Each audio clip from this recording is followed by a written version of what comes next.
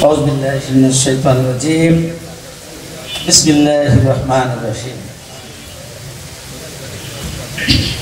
إن الدين عند الله الإسلام صدق Bangladesh Jamaat Islami খেলাপড়া union শাখা কর্তৃক আয়োজিত আজকের এই ঈদ পুনর্মিলনী ও সাংস্কৃতিক অনুষ্ঠানের সম্মানিত স্নেহাস্পদ সভাপতি, এই ইউনিয়নের সুযোগ্য আমির আমার একান্ত স্নেহের গোলাম আজম, আজকের অনুষ্ঠানের অন্যতম বিশেষ অতিথি এই শহীদ সংগঠন বাংলাদেশ জামাত ইসলামের যশোর জেলা শাখার সুযোগ্য সহকারী সেক্রেটারি, মনিরামপুরের কৃতি সন্তান, সাবেক ছাত্রনেতা অধ্যাপক মনিরুল ইসলাম, অন্যতম বিশেষ অতিথি হিসাবে উপস্থিত রয়েছেন বাংলাদেশ জামাত ইসলামের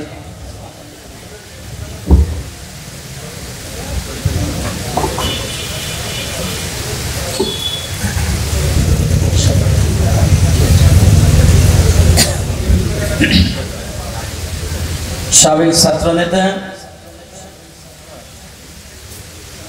৪৫টা মামলার আসামি থাকা অবস্থায় অনেকগুলো শেষ হওয়ার পরও শেষে এখনো যেহেতু মামলার এখনো সিদ্ধান্ত উঠে যায়নি, ওই যে বলি ৪৫ মামলার আসামি,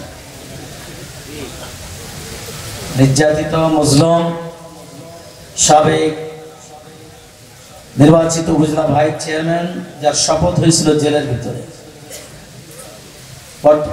সংগ্রামী শহীদ সংগঠনের মোহতারাম উপজেলা আমির অধ্যাপক ফজলুল হক ভাই, মঞ্চে বসা এই শহীদ সংগঠনের উপজেলা সহকারী সেক্রেটারি অধ্যাপক আহসান হাবিব, সাংস্কৃতিক অনুষ্ঠান আছে খুব, এবং সেই অনুষ্ঠানে আজকে প্রধান আকর্ষণ শুধু বাংলাদেশে না, ইতিমধ্যে সারা দুনিয়ায় যার নাম ছড়িয়ে গেছে শুধু গান গাওয়ার জন্যই, ইতিমধ্যে অস্ট্রেলিয়া এবং মালয়েশিয়া সফর করে এসেছে মনিরামপুরের আর এক কৃতি সন্তান আমার একান্ত স্নেহের অ্যাডভোকেট রকনুজ্জামান, আরো একজন সারা বাংলাদেশ কাঁপাচ্ছে তার এক ব্যতিক্রমী ধর্মী উপস্থাপনার মাধ্যমে শিল্পী ইকবাল হোসেন, মনিরামপুরের কৃতি সন্তান, ভোজগতি ইউনিয়নে বাড়ি, অভিনেতা হাফিজুর রহমান, তারও বাড়ি মনিরামপুর, এবং এখানে অনুষ্ঠানে আরো থাকবেন সাংস্কৃতিক সংসদ মনিরামপুর, নবদিগন্ত শিল্পী গোষ্ঠী, সাইক্লোন শিল্পী গোষ্ঠী, প্রিয় ভাইয়েরা, বাবাজিরা, মা ও বোনেরা। আমি খুব সংক্ষেপে কথা বলবো, যেহেতু এখন মানসিক প্রস্তুতি নিয়ে আসছেন, সবাই গজল শুনবেন, অভিনয় দেখবেন। এই মুহূর্তে আমি দীর্ঘ কথা বলে কারোর বিরাট ভাজন চাই না। আমি এবং রাজনৈতিক উস্কানিমূলক কোনো বক্তব্য আমি দিতে চাই না, শুধু সতর্ক করতে চাই আমাদের ভবিষ্যতে কি করা উচিত।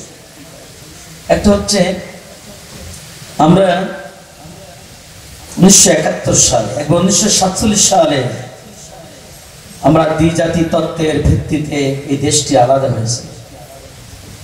আমরা 47 সালে একটি আলাদা তৎকালীন পূর্ব পাকিস্তান নামে একটি দেশ পেয়েছিলাম বলেই 71-এর স্বাধীনতা সংগ্রাম যুদ্ধের মাধ্যমে 9 মাসের রক্তক্ষয়ী আন্দোলনের মাধ্যমে আমরা একটি দেশ, যে দেশটি পূর্ব পাকিস্তান ছিল, সেই ভূখণ্ডই আমরা সোনার বাংলাদেশ নামেই আমরা দ্বিতীয় স্বাধীনতা অর্জন করি। 47 অস্বীকার করলে 71-এ আমরা দেশ ভাগ করে স্বাধীন হতে পারতাম না, তার প্রমাণ ভারত থেকে জম্মু কাশ্মীর বৃহৎ এলাকা মুসলমানদের তারা স্বাধীনতা অর্জন আজ পর্যন্ত করতে পারে নাই। এজন্য 47-এর পর আমরা 71 পেয়েছি। এবং আমি কারোর নাম না ধরে যদি বলি, যদি বাস্তব অবস্থা প্রত্যেকে আমরা স্বীকার করব। আমি নিজেও কমিউনিস্ট পার্টি করতাম, আমি 71-এর আগেই ছাত্র ইউনিয়ন করতাম এবং 71-এ পাকিস্তানি হানাদারদের কাছে ধরা পড়ে নির্মম নির্যাতনের শিকার হয়েছিলাম। হয়তো তাদের হাতে মৃত্যু লেখা নেই বলে মৌত হয়নি, কিন্তু সে নির্যাতন অসহনীয়, অসহ্য নির্যাতন আল্লাহ বাঁচিয়ে রেখেছে। যুদ্ধের সময় আমার চোখের সামনে মানুষ গুলিবিদ্ধ হয়ে পড়তেছে, ছটফট করতে মরে যাচ্ছে, এটা দেখেছি। পরে দেশ স্বাধীন হওয়ার পরে লুটপাট দেখে বিদ্রোহ ঘোষণা করেছিলাম। মেজর জলিল বিদ্রোহ ঘোষণা করলে তখন স্বপ্নের মহানায়ক পেয়ে গেছি মনে করে, আমি নিজেই যুগরাজে বিদ্রোহ করে ভারতীয় ট্রাকে করে বাংলাদেশের মালামাল যখন নিয়ে যাচ্ছিল, তখন আমি অনেকে চিনবেন, যুগরাজের মুরঘাটাতে বের হয়ে চেয়ারম্যান আজিজ চেয়ারম্যানের বাসার সামনে ওখানে অসংখ্য ট্রাকের গ্লাস ভেঙেছে আমি ভারতীয় ট্রাকে, যারা আমার দেশের মিল কলকারখানার মেশিনপত্র খুলে নিয়ে যারা চলে যাচ্ছিল।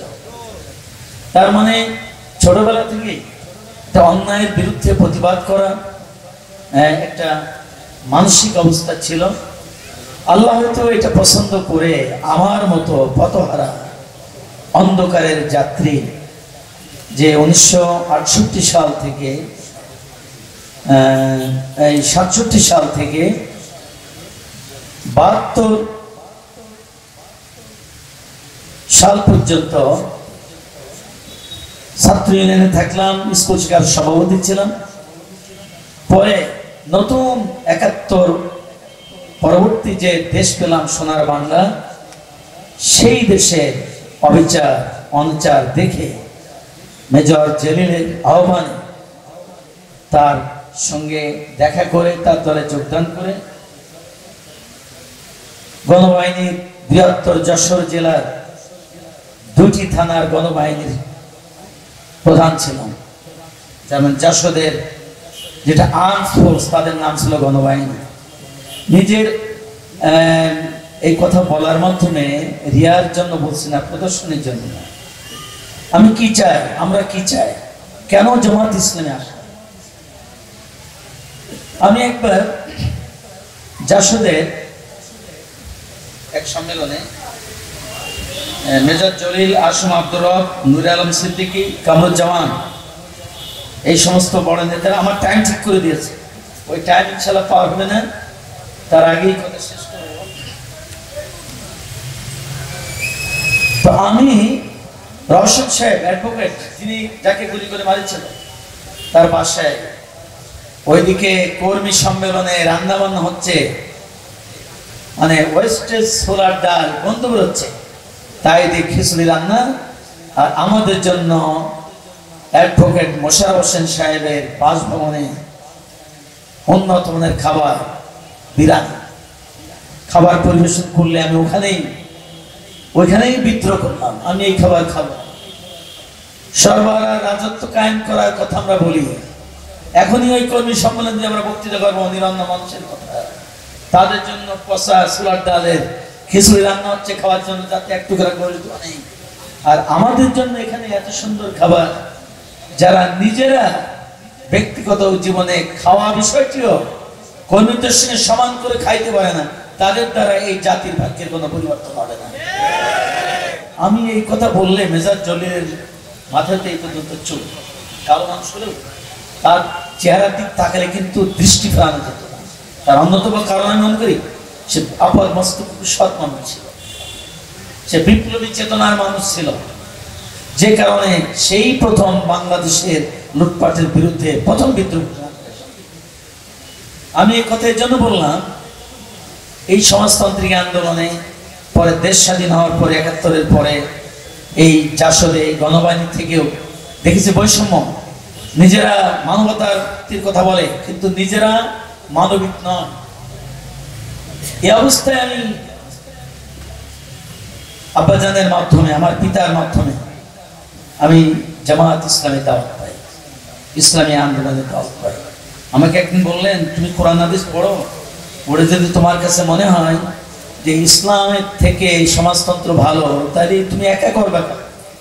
আমি তোমার বাপ, আমাকেও দাওয়াত দাও, বাপ বেটা একসঙ্গে লেগে যায়।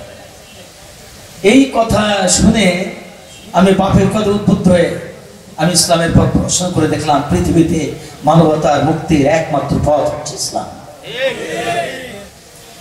এবং যেদিন আমি ফিরে আসি, আমি রাত্রে যোগদান করি জামাত ইসলাম, যেটা আমি, আর পরের দিন সকালে জামাতের একটি প্রোগ্রাম ছিল জিজ্ঞাসা, সেই প্রোগ্রামে বক্তৃতা করলে জাসদের লোকেরা এসে বলতো কিভাবে আমাকে লোক কখন চলে গেল ইসলাম, জামাত ইসলামে। পরে ওই দিন জোহরের নামাজের পর শিবিরের এই তৎকালীন থানা সভাপতি আমার সঙ্গে কন্ট্যাক্ট করলেন, আমার বললেন তো আপনি বলে আমি ওই দিন দুপুর জোহরের নামাজ পড়ে আমি ইসলামী ছাত্র শিবিরে যোগদান করলাম। আমি এই কথাগুলো এর জন্য বললাম, আমি সহ আমরা কি চাই তাই বলতে চাই। আমি যখন জামাত ইসলামীতে যোগদান করি তখন কোটি কোটি টাকার প্রলোভনের দরজা আমার জন্য খোলা ছিল। আমি যখন অলরেডি নামাজ কালাম আগে রেগুলার পড়তাম, পারিবারিকভাবে নামাজ ছিলাম, কিন্তু আব্বার থেকে দূরে চলে গেলে আর ঠিক মতো নামাজ ছিল না। ৩ জন মন্ত্রী গ্রামের বাড়ি থেকে তুলে নিয়ে যায়, কত টাকা চাও, কি পদ চাও। তৎকালীন ছাত্র সংগঠন ক্ষমতা ছিলেন সত্তার সাহেব, একটা ছাত্র সংগঠন খুলবেন তার কেন্দ্রীয় দায়িত্ব নেওয়ার জন্য। আমি রাতে স্বপ্ন দেখলাম যে আমি একটা রাস্তায় চলতেছি, বাম দিকে একটা রাস্তায় পায়খানা ছড়ানো, সেই দিকে আমি চলে যাচ্ছি।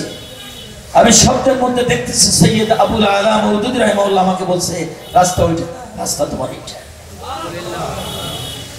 এর 6 দিন পরে আমি সার্কিট হাউসে মন্ত্রীরা আমার গ্রামের বাড়িতে তুলে নিয়ে গেছে।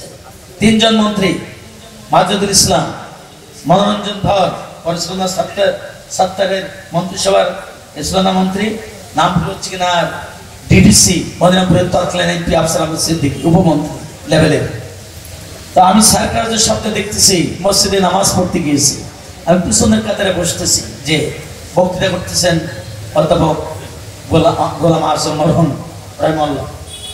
আমি দেখতেছি উনি বক্তৃতা করতেছেন, আমি মসজিদে ঢুকে পিছনের কাতারে বসতে গেছি, বসতে যাচ্ছে অবস্থা উনি বক্তৃতা বন্ধ করে বসছে, পিছনে বসতে কেন, সামনের কাতারে আসো। এই 2 ঘটনার পরে আমি মনে করি আমি তো একদম সাধারণ মানুষ, আমার তো এমন কোনো আমল আখলাক তো ছিল না। সম্ভবত বাবা মা, আমি যেদিন ফিরে আসি সেদিন আব্বা মা হাওমা করে কান্নাকাটি করে বলেছিলেন 10 বছরের তাহাজ্জুদের দোয়া আল্লাহ আজকে কবুল করেছে। আমি বিশ্বাস করি সাইদি শেখ, ইমদাদুল হক, একুল সিফাতুল্লাহ যারা আমার কাছে স্বীকার করেছেন, আর একজন তো মাথায় চুল থাকা অবস্থায় জড়ায় ধরেই বলেছিলেন এই রোহিতার সেমিনারে, এনামো আর কতদিন তুমি আলেয়ার পিছনে ঘুরবা, আমার মাথার চুল ওই নেতা জলির মতো লম্বা, তুমি ফিরে আসো।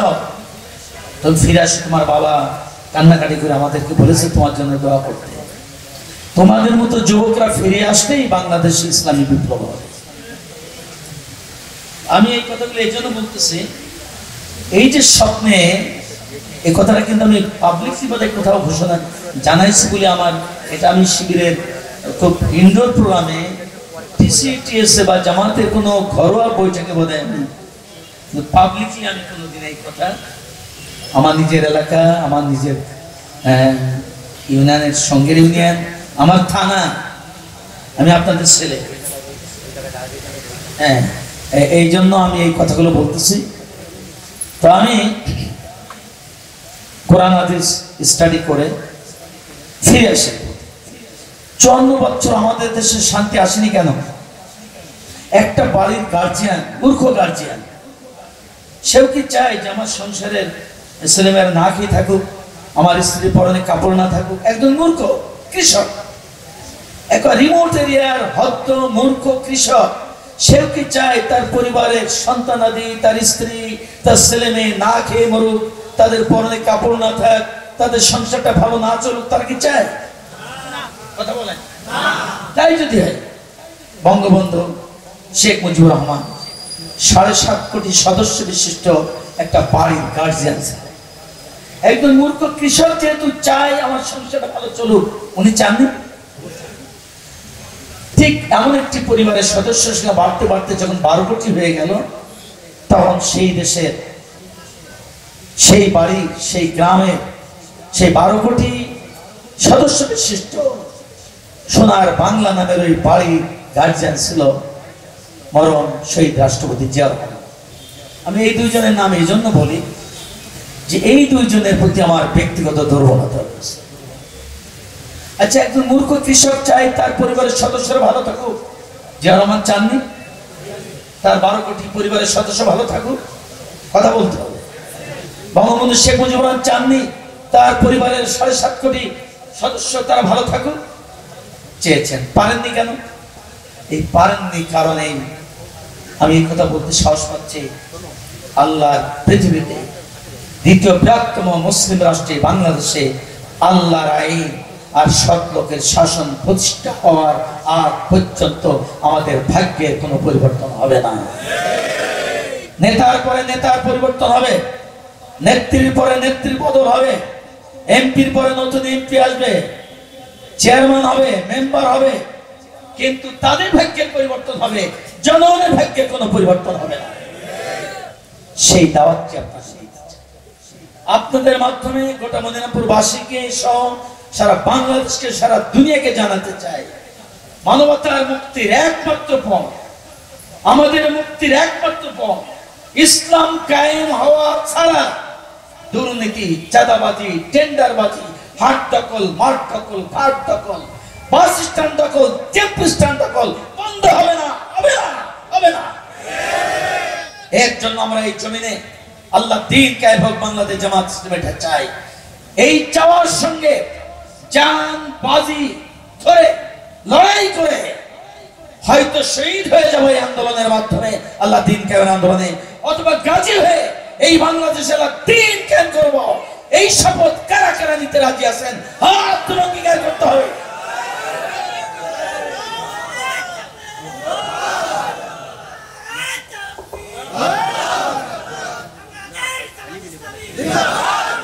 আমি ভূমিকায়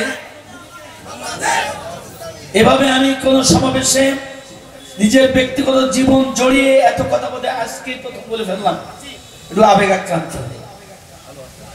আমি আল্লাহে রিয়া প্রদর্শনী শিখ সেই হাদিস, কেউ যদি রিয়া প্রদর্শন করে, কেউ যদি নিজের মানে দাম বাড়াবার জন্য কোন কথা নিয়তের মধ্যে যদি এটা থাকে, সে শিরক করলো। আর শিরকের কোনো মাফ হবে না। তওবা করে এটার জন্য এই পথ থেকে ফিরে না আসা পর্যন্ত তার এই গুনাহ আল্লাহ মাফ করবেন না। আমি এই কথা বলে বোঝাতে চেয়েছি যে এইভাবে বাংলাদেশের হাজার হাজার নয়, লাখো লাখো পথহারা যুবক, যেমন আজকে আমাদের যিনি আমিরে জামাত ডাক্তার শফিকুর রহমান, তিনি এক সময় ছাত্রলীগের নেতা ছিলেন। আমাদের শহীদ আব্দুল কাদের মোল্লা ভাই, যাকে কসাই কাদের বানায় মিথ্যা মামলায় যাকে ফাঁসি দিয়েছে, আপনার ডাক্তার জাফরুল্লাহ নাম শুনেছেন, যিনি ইন্তেকাল করেছেন, যিনি গণস্বাস্থ্য কেন্দ্রের প্রতিষ্ঠাতা ছিলেন, যিনি বীর মুক্তিযোদ্ধা ছিলেন, তিনি পর্যন্ত বলেছেন কাদের মোল্লা কিভাবে রাজাকার হয়, কিভাবে সে কসাই কাদের হয়। সে তো যুদ্ধের সময় ছাত্র ইউনিয়নের নেতা ছিল এবং যুদ্ধের পরেও সে ছাত্র ইউনিয়নের নেতা হিসেবে সে ঢাকা বিশ্ববিদ্যালয়ে পড়তো। সে যদি কসাই কাদেরই হতো, দেশ স্বাধীন হওয়ার পরে সে ঢাকা বিশ্ববিদ্যালয়ের মতো জায়গায় সে লেখাপড়া করতে পারতো? এটা সম্পূর্ণ সাজানো মামলায়, মিথ্যা মামলায় একজন বিহারি কাদের কসাইকে আব্দুল কাদের মোল্লা বানিয়ে ফাঁসি দিয়েছে। এই গত 4 মাস আগেও আমাদের লিটন গেছিলেন না পিরোজপুরে, হ্যাঁ আমরা অনেকেই গেছিলাম সেখানে। সুকরঞ্জন বালি ওখানে আমার সঙ্গে তার তৃতীয়বার দেখা হয়েছে। সে দমদম জেলে থাকা অবস্থা আমার সঙ্গে মোবাইলে কথা বলেছে, যে মোবাইলে এখন কথা বলা যায়, জেলে থাকা। আমার নাম্বার জোগাড় করেছে কেশবপুরের এক আসামি, আমার নাকি ভক্ত, সে দমদম জেলে ছিল, তার মাধ্যমে জোগাড় করে আমার সঙ্গে কথা বলছে। এরপরে এই সাইদ হিসেবে জানাজার সময় তার সঙ্গে দেখা হয়েছিল, আমি তাকে দোতলায় দেখাইছিলাম, তো দেখেছেন। তৃতীয়বার দেখা হলো, তাকে সাইদ হিসেবের বিরুদ্ধে মিথ্যা সাক্ষী না দেওয়ার কারণে তাকে যে নির্মম নির্যাতন করেছিল, হেলাল সেই পুলিশের নেতা তদন্ত কর্মকর্তা সেই নির্যাতনের চিহ্নতে সে তার শরীরে বয়ে নিয়ে বেড়াচ্ছে। সে আমাকে বলল, আমার দাদা বিশাব আলীকে হত্যা করেছে, তার নাম দেলু রাজাকার। সেই দেলু রাজাকারকে দেশ স্বাধীন হওয়ার পরে এলাকার লোকেরা তাকে পিটিয়ে হত্যা করেছে, সেই ছবি আমি আবার দেখেছি। যে দেলু রাজাকার, তার মুখ ছিল মাথা লম্বা চুল, ক্যান্সার করা অবস্থায় তাকে ধরে মারতেছে, সেই ছবি আমার কাছে আছে। যেই দেলু রাজাকারকে মেরে ফেলেছে, অথচ আব্দুল সেই দোষ আল্লামা দেলাওয়ার হোসেন সাইদি রহমাতুল্লাহর বিরুদ্ধে দিয়ে ইতিহাসের জঘন্যতম মিথ্যা সাজানো মামলায় তাকে যাব মানে আমৃত্যু তাকে কারাদণ্ড দিয়েছে। আমরা বলেছি মিথ্যা সাজানো মামলায় যাদের ফাঁসি দেওয়া হয়েছে, তাদের যারা মিথ্যা তদন্ত রিপোর্ট দিয়েছে, মিথ্যা সাক্ষী দিয়েছে, মিথ্যা রায় দিয়েছে, তাদের সবার বিচার বাংলাদেশে হবে।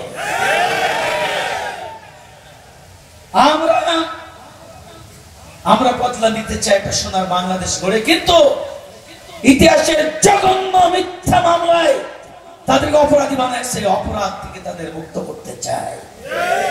যেমন আজার ভাইকে আল্লাহ বেঁচে ছিলেন বলেই তিনি মুক্তি পেয়েছেন। যে চিন্তা করেন, তার বিরুদ্ধে ফাঁসির আদেশ দিয়েছে যে দুইজন সাক্ষীর কথায়, তার একজন বলেছে আমি 3 কিলোমিটার দূর থেকে দেখেছিলাম যে উনি মানুষ খুন করতেছে। কয় কিলোমিটার? এইখান থেকে 3 কিলোমিটার কত দূর কথা বলেন? এখান থেকে এখন যে ফাঁকাও থাকে, মনে করেন ভান্ডারি মোড় পর্যন্ত কোনো বাড়ি নেই, কোনো গাছ গাছালি নেই, পুরো ফাঁকা, তাও 3 কিলোমিটার দূর থেকে কোন মানুষ খুন করতেছে, এটা দেখা সম্ভব? আর একজন তার আবার জিজ্ঞেস করেছে ছেলে মেয়ের নাম বলতে পারি। আজার ভাই বেঁচে ছিলেন বলে আল্লাহ তাকে এই সাজানো মিথ্যা মামলায় তাকে যে ফাঁসি আদেশ দিয়েছিল, আল্লাহ মুক্তি করে। আমরা চাই আমাদের আমিরে জামাত সাবেক মাওলানা মতিউর রহমান নিজামী, আলী হাসান মোহাম্মদ মুজাহিদ, তারপরে কামরুজ্জামান, তারপর মীর কাসেম আলী, মিন্টু ভাই, তাদের মামলাও আমরা রিভিউ পিটিশন দিয়ে শুনানি করে প্রমাণ করতে চাই তাদের বিরুদ্ধে সমস্ত সাধারণ মিথ্যা মামলায় তাদের ফাঁসি দেওয়া হয়েছে। আমরা ফিরিয়ে আনতে পারবো না, জাতি জানবে জামাত ইসলামের বিরুদ্ধে মিথ্যা মামলা দিয়ে তাদের নেতাদেরকে ফাঁসি দেওয়া হয়েছে। ভাইরা জি, আমরা কি চাই? অনেকে ভয় দেখায় যে জামাত ইসলামী ক্ষমতায় গেলে এদেশের অমুসলিমদের সব জোর করে মুসলমান বানায়। আল্লাহ রাসূলের ইসলামের রাষ্ট্রে অমুসলিমরা ছিল না? কথা বলেন। আবু বকরের সময় ছিল না? ওমর আব্দুল খাত্তাবের সময় ছিল না? কেমন ভাবে ছিল শোনেন। আমি নন মুসলিম আন্ডার ইসলামিক শরিয়া ল একটা বই, সেই বইয়ের মধ্যে এর আপনার ইতিহাসটি রয়েছে। ওমর আব্দুল খাত্তাব রাদিয়াল্লাহু তাআলা রাস্তায় বের হয়ে দেখলেন একটা 80 বছরেরও বেশি ঊর্ধ্ব এক বয়সের ইহুদি বৃদ্ধ ভিক্ষা করতেছে। ওমর আব্দুল খাত্তাব জিজ্ঞাসা করলেন তুমি ভিক্ষা করতেছো কেন? সেই ইহুদি said, I have no capacity to earn my money, my food. I am unable to work due to my old age.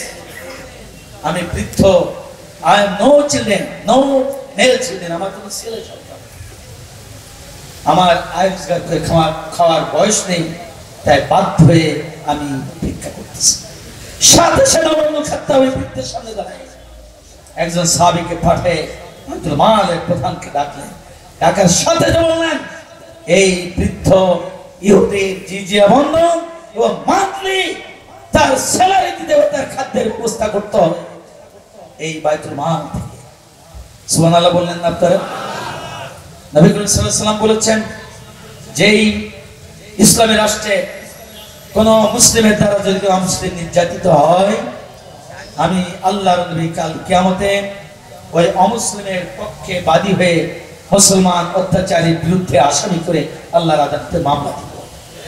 আপনারা বলেন, আখিরি জামানার নবী যদি কোন অমুসলিমের পক্ষে বাদী হয়ে কোন নরধম নামকস্ত মুসলমানের বিরুদ্ধে মামলা দেয়, সেই মুসলমান বাঁচতে পারবে?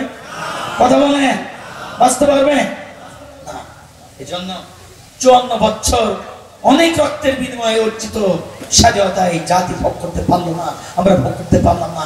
শুনো, 54 বছর যারা দেশ পরিচালনা করেছে তারা ছিল চোর, তারা ছিল ডাকাত। আমার দেশের সন্তানরা বাপ মা স্ত্রীকে রেখে ওই কুয়েত, ওই কাতার, ওই মালয়েশিয়া, এই সমস্ত দেশে যে তারা ভূতের মতো খাটে। আপনাদের বাড়ির টাকা পাঠায় বিল্ডিং করে থাকেন, আন্দাজ করতে পারেন না যে তারা কি পরিমাণ কষ্ট করে। নিজের চোখে মালয়েশিয়ায় আমি হাট বাপ যে দেখে, তাদের খাওয়া নাই, তাদের বিশ্রাম নাই, তাদের এই কষ্টের টাকা তারা পাঠায় দেশে।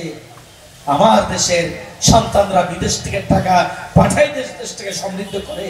আর 54 বছর দেশ যারা চালিয়েছে তারা দেশের টাকা বিদেশে পাচার করেছে।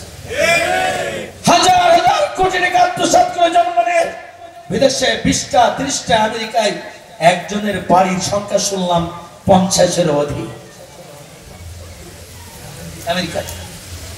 অতএব যারা এই জাতির টাকা বিদেশে পাঠাবে না, চাঁদাবাজি করবে না, জনগণের টাকা আত্মসাৎ করবে না, তাদের রাষ্ট্র ব্যবস্থা কায়েম করতে হবে। সেই রাষ্ট্র ব্যবস্থা কায়েম করার জন্য জামাত ইসলামী প্রতিজ্ঞাবদ্ধ এবং ইতিমধ্যেই প্রমাণ দিয়েছে যেটা জামাত ইসলামের তাত্ত্বিক কথা নয়। তাদের 17 জন এমপি ছিল, একবার 4 জন এমপি ছিল, একবার 2 জন এমপি ছিল, 2 জন মন্ত্রী ছিল। তাদের বিরুদ্ধে 1টি টাকা আত্মসাৎ করেছে এমন কোন অভিযোগ কি আছে? জোরে বলেন, জোরে বলেন, আছে? নেই। এর দ্বারা প্রমাণিত বাংলাদেশ নিরাপদ। বাংলাদেশের 18 কোটি মানুষের এটা বৈষম্যহীন, অসাম্প্রদায়িক, সোনার, দুর্নীতিমুক্ত, জেলামুক্ত, টেন্ডার মুক্ত একটা সোনার বাংলাদেশ, বাংলাদেশ জামাত ইসলামের হাতেই প্রতিষ্ঠা সম্ভব। এই কথা কারা কারা বিশ্বাস করেন? হাত তুলে তাকবীর ধ্বনি দিয়ে সাক্ষী প্রকাশ করতে হবে।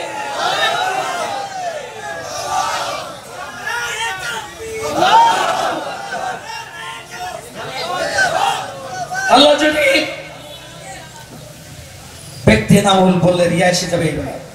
এখন কথা খোরাই বলতে, যদি আল্লাহ জামাত ইসলামীকে মনিরামপুরের দায়িত্বে মেম্বার, চেয়ারম্যান, উপজেলা চেয়ারম্যান, ভাইস চেয়ারম্যান, মহিলা চেয়ারম্যান, এমপি যদি জামাতকে কবুল করে, তাহলে মনিরামপুরে সকল দুর্নীতির দরজা বন্ধ হয়ে যাবে ইনশাআল্লাহ। কোন সন্তানের চাকরির জন্য লক্ষ লক্ষ টাকা দিয়ে চাকরি করা লাগবে না। সে মুসলিমের সন্তান হোক, অমুসলিমের সন্তান হোক, যোগ্যতার ভিত্তিতে, তার মেধার ভিত্তিতে সে চাকরি করবে। কোন অফিস আদালত ঘুষ দিয়ে নাম পরিবর্তন করা, ঘুষ দিয়ে রেজিস্ট্রি করা, ঘুষের সঙ্গে জামাত ইসলামের কোন সম্পর্ক থাকবে না। আপনাদের সামনে উদাত্ত এই প্রতিশ্রুতি, এই প্রতিটি ব্যক্ত করেন। আল্লাহ দিনের বাংলাদেশকে তথা রামকে আল্লাহ যেন ইসলামী আন্দোলনের দায়ীদের হাতে, সেবকদের হাতে, কাদেমের হাতে আল্লাহ যেন তুলে দেন। সেই কাফেলায় শরীক হওয়ার জন্য আপনাদের দায়িত্ব। কোন বাড়ি বাদ থাকবে না, কোন পাড়া বাদ থাকবে না। মুসলিম মুসলিম সকল ভাই বোনদের কাছে এইটা পৌঁছাইতে হবে। আমরা জাতির খাদেম হতে চাই, নেতা হতে চাই না। আমরা এই জাতির সেবক হতে চাই, এই মনিরামপুরের সেবক হতে চাই। আমরা এখানে নেতা হতে চাই না, বস হতে চাই না। এই দাওয়াত পৌঁছাইতে রাজি আছেন না? এই আহ্বান জানিয়ে আমি আপনাদের সবার কাছে দোয়া চেয়ে বিভিন্ন বিষয়ে খোঁজ নিয়ে শুনলে অবাক হবেন। বাংলাদেশের সরকারি হাসপাতালের রোগীদেরকে প্রত্যেক রোগীর জন্য সাবান পর্যন্ত দেয়। জীবনে শুনেছেন এরকম হাসপাতাল ভর্তি কোনো সাবান জীবনে পেয়েছে? হ্যাঁ, কি পরিমাণ টাকা প্রত্যেক বুঝলে, এটা যে সরকারি ক্ষমতা আসুক কোটি কোটি কোটি টাকা বরাদ্দ হয়। এই টাকাগুলো সেও ব্যবসার নেতা নেত্রীরা সব ভাগ করে খায়। এই টাকার অপচয় না, অবশ্যই এই প্রতিষ্ঠান তার অবকাঠামো পরিবর্তন চেঞ্জ করার জন্য আল্লাহর জন্য জামাত ইসলামীকে কবুল করে নেয় এই প্রতিষ্ঠানকে তার অবকাঠামো উন্নয়নের জন্য এবং এই প্রতিষ্ঠানে রাস্তা উন্নয়নের জন্য আল্লাহর জন্য জামাত ইসলামকে কবুল করে নেয়। এটা তো আমাদের সর্বতের খেলাফ। অন্য দলের নেতারা বলে আমি এই করে দেবো তাই করে দেবো, এটা আমার দ্বারা বলাটা। এটা করবে কারা? এই সংগঠন করবে। আমি সেই সংগঠনের প্রতিনিধি হিসাবে আপনাদেরকে আশ্বাস দিয়ে গেলাম, ইনশাল্লাহ এই কাজগুলো করা হবে ইনশাল্লাহ।